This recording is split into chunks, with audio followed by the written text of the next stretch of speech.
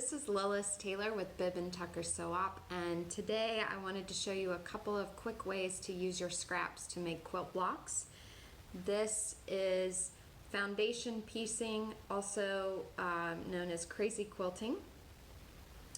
And then this is string piecing, which results in a pretty compelling little block once you're finished. We encourage you to make 8-inch or 12-inch blocks, and we will put them together and document this incredible industry that you all have joined together to sew face masks during this COVID-19 crisis. And we just want to thank you for your service and hope that making quilt blocks is fun and kind of changes up your new sewing routine. So happy sewing!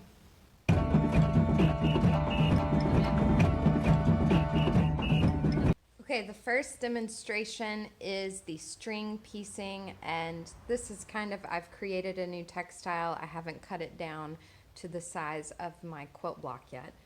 But a note on your scraps. You definitely want to arrange them in color families and also by width of the strip, and then also by length, because depending on where you are in the process, you want to be able to grab quickly. So getting started, you will take, one thing. In order for string piecing to go more quickly and to make sure that you don't have different lengths of strips coming together, you can sew the like widths together and make one long strand and then use that. So we'll use this, and we will grab a strip, and you simply put right sides together and then sew a seam. Now you can see that this pattern and this pattern are going to match up, so if you don't want that to happen, you just go to the other end here and right sides together and then sew a seam.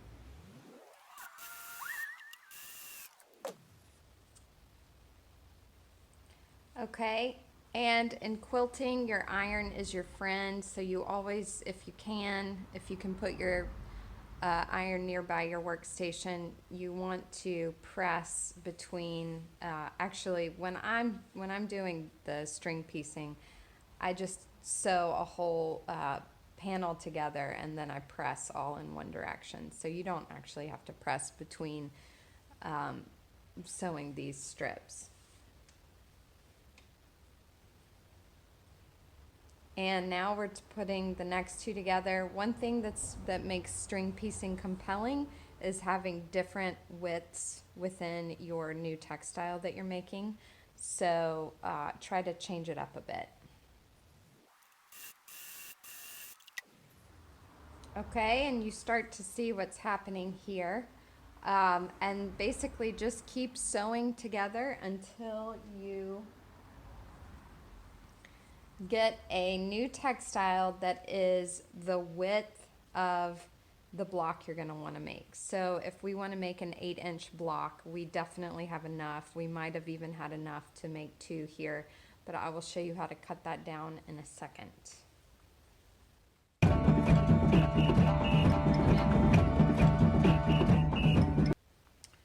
Okay, crazy quilting is a little bit harder than the string piecing, but once you get the hang of it, it is a lot of fun, and it is a great way to use all your different size scraps that you have. So in traditional crazy quilting, you start out with a piece of foundation material. This can actually be a dryer sheet. If you're making a smaller quilt block, it can be a piece of paper, although it could be a piece of paper, but this is just a scrap from making masks out of sheets. And the other thing is you need a starting piece that is at least has at least 5 sides. So this is a great way of using your completely random scraps that you have lying around. You can start with a smaller piece and you can play around with how that works out. So in this case, we're actually going to use our strips. I had lots of 2-inch strips left over, and what we're going to do is you take a piece of fabric, and this is a little bit long, so we're going to try to find something that matches up. So you're going to start with one side of the 5-sided piece. You're going to lay it down right side down, and you want that the piece that you're stitching down, we're going to stitch it right here, is longer than the sides of the piece you're stitching it onto.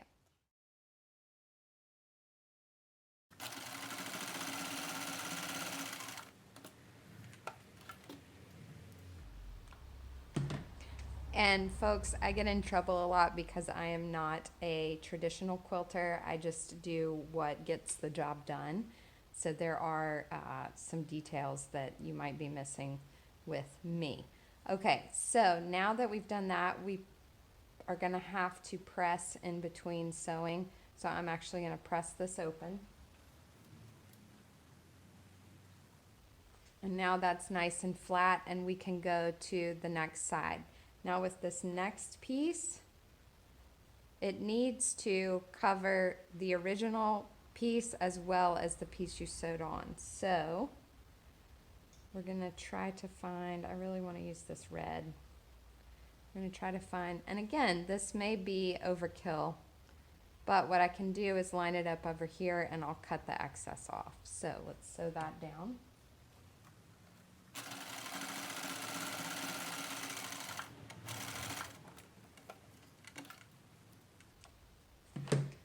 I did back tack there because I want to cut this excess off a little bit closely. And now you have to go press that open.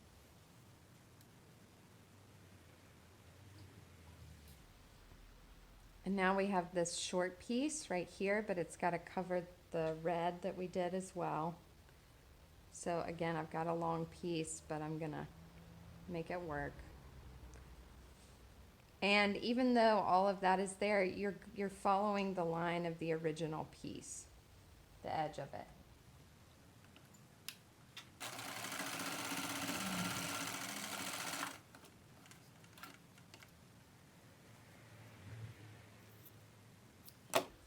Okay. Press that open.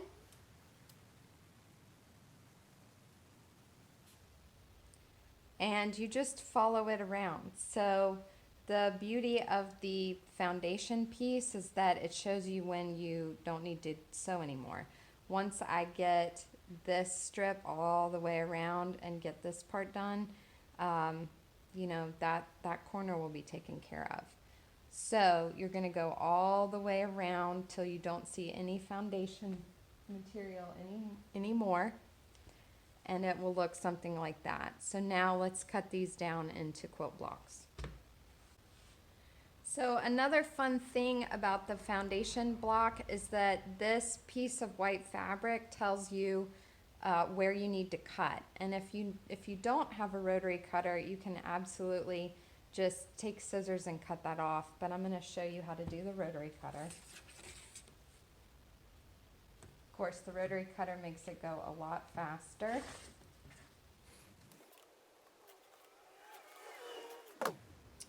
And voila, you have your very first quilt block made from scraps from making your cloth face masks. So cutting this down is simply a matter of deciding what size quilt block you want and then just cutting and squaring it up. A few fun things, you can actually get a block on the diagonal. So you would just cut a square out at a diagonal. The fun thing about this is that once you create the block, it can either go vertically or horizontally, and then when we put all of these together, it will create a really interesting visual overall.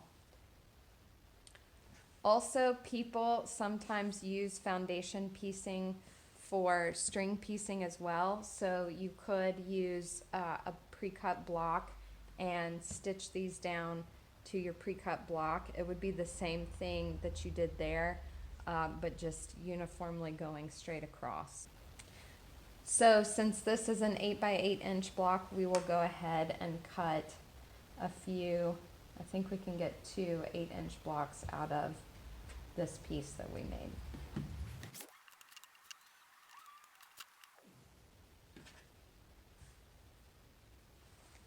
So very quickly we're starting to see a quilt.